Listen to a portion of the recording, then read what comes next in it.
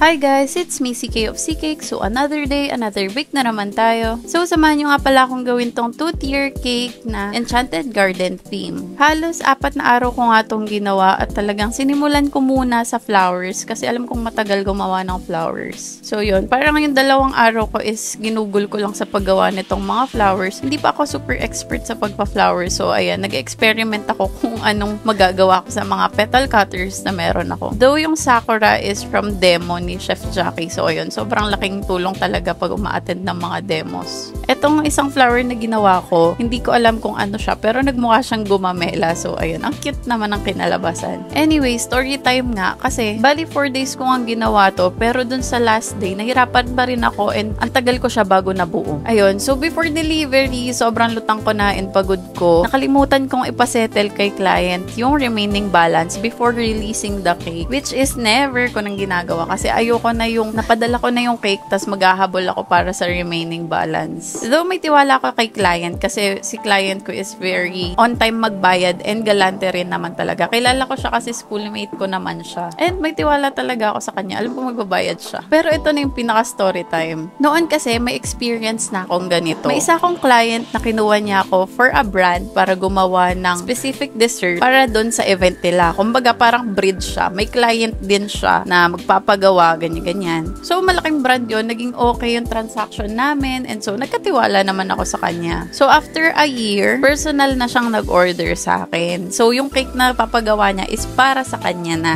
So, may tiwala ako sa kanya kasi dun sa big brands, naging okay kami. Tapos, same scenario sa ngayon. Kumbaga, nagawa ko na yung cake, tapos napadala ko na yung cake, pero nakalimutan ko siyang singilin. Ay, actually, hinayaan ko lang siya na later na kasi nakiusap siya and busy na sila that day kasi nga event na nila. So, busy na daw siya that day and pwede after party na isettle yung bayad. So, parang ako, tiwala na nga kayo. So, okay lang sabi ko, after event na lang, enjoy the day. Pero ate ko, girl, kinabukasan na, wala pa ring payment. So, nag-message na ako na nicely na parang, isettle na namin yung payment. Kasi, syempre, mag-audit din ako and para hindi na tumagal. Pero ate ko, girl, grabe, inabot ng 2 days, 3 days, di niya ako nire-replyan. So, parang ako, nag-overthink na ako, hindi niya ba gusto yung cake, may mali ba sa cake, pero maganda yung cake. So, parang ako, anong mali?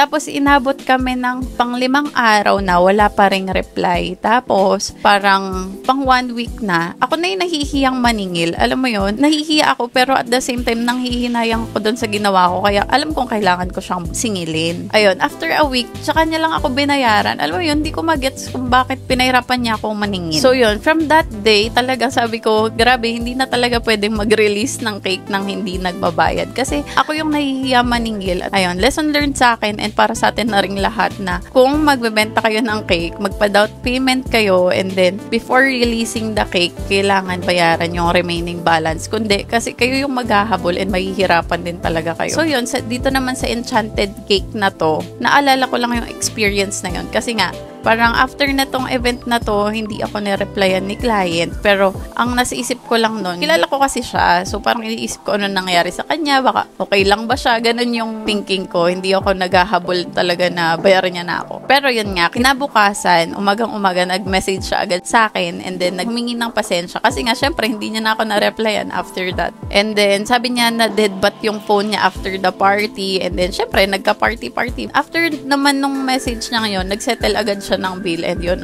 no problem sa akin kasi kilala ko talaga siya yun. Super thankful ako sa iyo, client. Di ko na i-mention kung sino. Here's the result nga pala ng ating Enchanted theme cake. So, yun lang naman for today's video. I hope you like this cake and please like, comment, and share. And follow nyo na rin ako for more cake videos like this. Yun lang. Thank you!